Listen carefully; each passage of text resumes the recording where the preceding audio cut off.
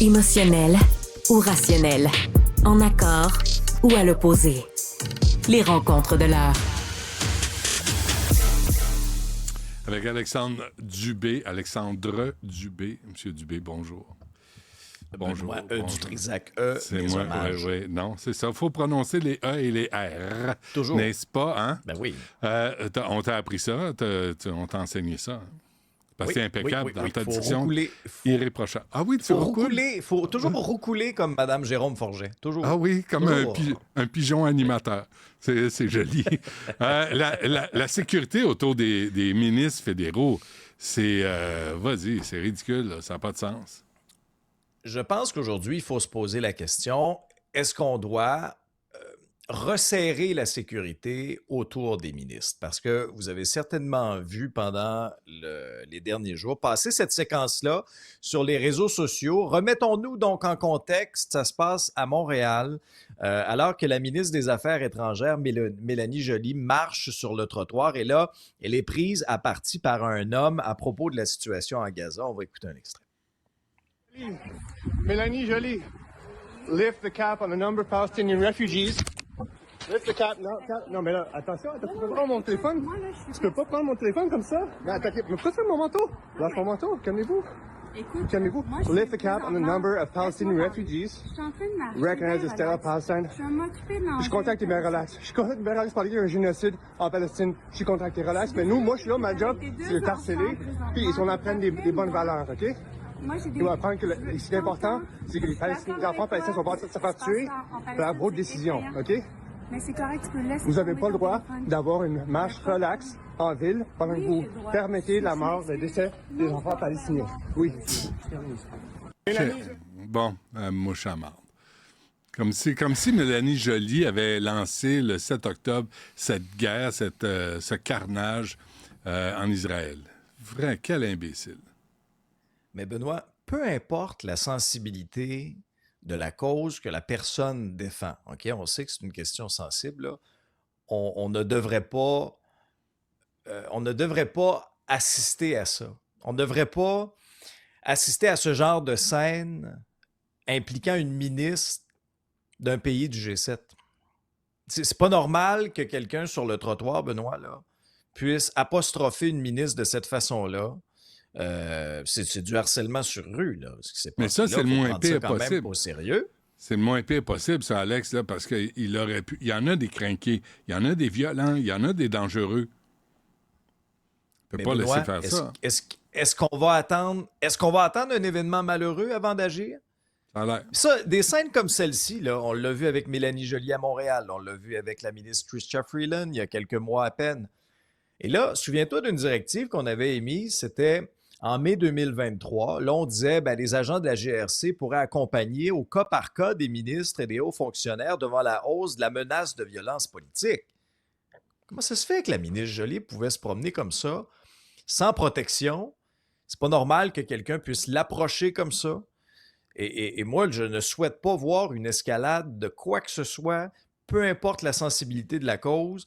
Je ne souhaite pas qu'on assiste à un dérapage et je ne souhaite pas, Benoît, qu'on se reparle d'une situation, qu'on se dise, c'est ça, on vous l'avait dit, il y a eu un paquet d'événements, il y a eu un paquet d'incidents à gauche et à droite au Canada, mais parce que nous, on est au Canada, parce qu'on est beau, parce qu'on est gentil, on devrait négliger la protection de nos élus, c'est pas normal. Tu sais, Benoît, il y a une grande disparité, puis je suis persuadé qu'il y a des gens qui nous écoutent qui n'étaient pas au courant de ça. Les ministres au fédéral, là, n'ont pas systématiquement de garde du corps. Contrairement au Québec. Au Québec, là, un sombre ministre d'arrière-ban là, dont on n'entend pas trop parler là, a justement un garde du corps ou quoi que ce soit. Je peux faire attention. Je nommerai pas de nom, mais tu comprends? C'est pas normal qu'au fédéral, les ministres qui ont ils ont des tâches importantes. Dans ce cas-ci, Mélanie Joly est ministre des Affaires étrangères. S'il y a bien une question qui est sensible actuellement, c'est la guerre entre le Hamas et Israël. Puis toute la question des atrocités. Puis je suis très sensible à ça, là. Il y a des innocents, il y a des civils qui vivent des atrocités dans la bande de Gaza à tous les jours. Je suis très sensible à ça. Mais c'est pas normal qu'une ministre des Affaires étrangères se fasse. Ce type-là, Alex, là, il l'attendait sur un coin de rue. Il l'a croisée par hasard ou il la suivait ou... comment a généré cette situation-là? Parce que on ne sait pas, c'est inquiétant. Est-ce qu'il a été arrêté? Est-ce qu'on le sait? Celui pourrait te le dire. Pas qu'il a été arrêté, là. Je pense pas qu'il a été arrêté, mais tu sais, à un moment donné, là, dans ce cas-ci, il y a eu un réflexe un peu... Tu sais, supposons, là, tu te promènes là, sur la rue, là, OK? Puis moi, je te mets un téléphone d'en face, là, puis je commence à t'interpeller, là, tu sais, de manière intense, là. Ça se peut, là, que tu réagisses un peu mal. Là. Moi, la réaction de Mélanie Joly, je la comprends, là. Ben oui. D'autant plus qu'elle semblait dire qu'elle était entourée d'enfants ou je sais pas quoi, mais... Tu sais, je la comprends, là, la réaction. Alors moi, il faut là, les drapeaux rouges, il y en a un puis un autre depuis les derniers mois. Il ne faut pas attendre un autre incident malheureux avant de restaurer la sécurité autour de nos ministres. Là. Mais c'est drôle, Alex, parce que souviens-toi l'image de Justin Trudeau, une madame a commencé à le chicaner, là. Tu te souviens? Il était... Et là, les agents de la GRC avaient pris la pauvre madame, l'avaient levée de terre comme si c'était une terroriste, puis elle avait été accusée, je pense, de voie de fait ou je sais pas trop. Tu sais, quand c'est le cas, c'est le temps de protéger Justin Trudeau, il y a du monde, mais il faut protéger les autres. Que tu sois pour ou contre leur politique, c'est pas dans la rue que ça va se régler, là. C'est pas de cette façon-là. Non, exactement. Puis je comprends la sensibilité de la question, là. Mais Benoît, tu parles de Justin Trudeau. Il en est arrivé un incident là, l'autre fois lorsqu'il était en ski. À un moment donné, il s'est fait encercler là, par des gens avec aussi comme trame de fond les atrocités qui se passent à Gaza. Puis je m'étais questionné comment ça se fait qu'on a pu approcher le premier ministre comme ça, qu'on a pu l'encercler. Alors, il faut arrêter là, de vivre là, dans un monde un peu là, de licorne où tout le monde est beau, tout le monde est gentil. Bon, les Québécois sont prêts à faire des sacrifices. Choisis ton sujet, là, sur lequel? Des sacrifices pour la sobriété énergétique, mais touchez pas à notre facture, par exemple. Ça, c'est un sacrifice que collectivement, on n'est pas prêt à faire. D'augmenter davantage les tarifs, c'est ce que nous démontre un nouveau sondage léger. On avait les résultats dans le journal. Ça survient à un moment donné où là, tu sais, au 1er avril, puis c'était pas un poisson d'avril, là, c'était vraiment les nouvelles hausses de tarifs pour Hydro-Québec. On parlait de 3 % pour le résidentiel, 3,3 % pour les grandes entreprises, 5,1 % pour les tarifs d'affaires. Donc ça touche les PME. Puis laisse-moi dire que ça passe très, très mal pour ce qui est des PME. Très mal. On dit là, écoutez, là, comment ça se fait qu'on n'a pas 3 % ou 3,3 % comme les grandes entreprises, puis qu'on a quasiment 2 % supplémentaires dans un contexte d'inflation où ça fait déjà très mal. Donc là, je te résume un peu les faits saillants de ce sondage-là, c'est intéressant. Alors, 77 % des gens sont prêts à faire de grands sacrifices ou quelques sacrifices pour la sobriété énergétique. Maintenant, de quelle façon ça peut se matérialiser? Il y a ce que les autres peuvent faire puis ce que nous, on peut faire, de ce qui ressort dans ce sondage-là. Alors, 88 % des gens pensent qu'obliger les entreprises à éteindre les lumières des bureaux serait une bonne idée. 85 % établir un programme d'aide pour encourager les propriétaires à rénover leur résidence. Donner un crédit d'impôt à ceux qui consomment peu d'électricité, 77 %. C'est les 3 principales mesures. Maintenant, dans notre quotidien, qu'est-ce que les gens sont prêts à faire? Débrancher les appareils peu ou pas utilisés, à 56 %. Fermer les lumières dans les pièces où il n'y a personne, 48 %. J'espère que vous le faites déjà, sinon, gaspillez. Troisième mesure, réduire la durée de la douche à 4 ou 5 minutes. Bon, c'est bien. Le réduire à 4 ou 5 minutes? Parce une que douche de 4-5 minutes. C'est 20 minutes une douche? C'est quoi? C'est une demi-heure? Je sais pas. Moi, je te confirme qu'en pleine nuit, quand je me réveille à 2h45, j'ai pas trop le temps de prendre des douches de 20 minutes. Mais il faut croire qu'on a chacun des... on a peut-être des habitudes différentes. Et baisser le chauffage de la résidence la nuit.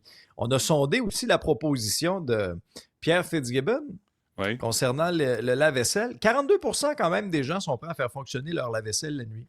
Oui, c'est correct, ça. Mais c'est que... Veux-tu une solution pour les douches trop longues? Toujours. Mon père, tu sais, on était 4 gars chez nous, hein? Il y avait une salle de bain, on habitait en Antique, un bas duplex. Mon père, quand il trouvait que c'était trop long, là, la douche, il prenait un verre d'eau froide, il te le sacrait dans le dos, par-dessus le rideau. Tu mettais un léger cri, puis il a dit « Hey, c'est assez, là. » Je pensais que tu allais dire il flushait à la toilette, puis là, ça changeait aussi la température de l'eau. Non, tu gaspilles de l'eau. Juste un petit verre d'eau, bien envoyé, bien frette dans le dos.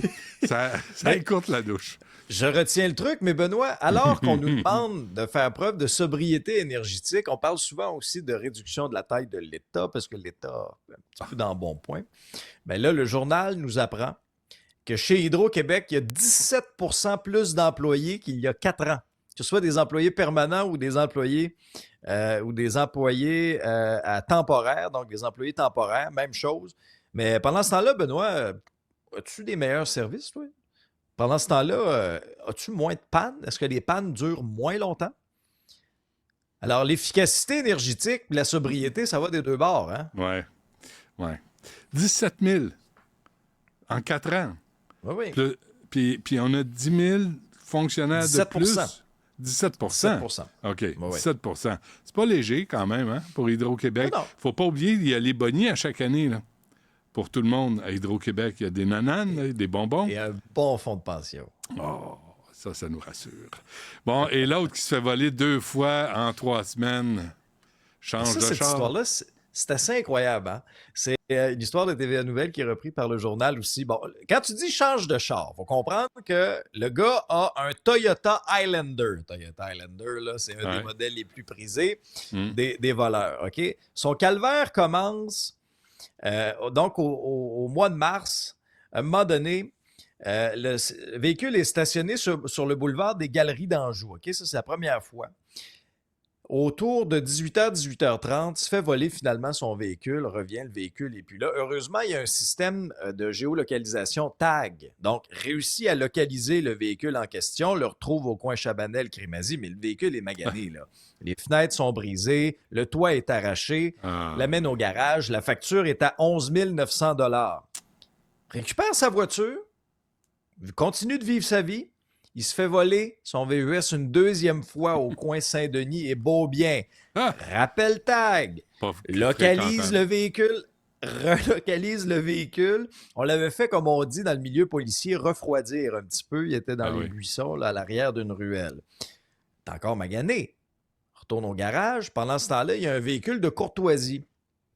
À un moment donné, il y a du bruit à 3 heures en pleine nuit. Il se lève. Il y a un voleur qui essayait de voler son véhicule de courtoisie, peux-tu croire?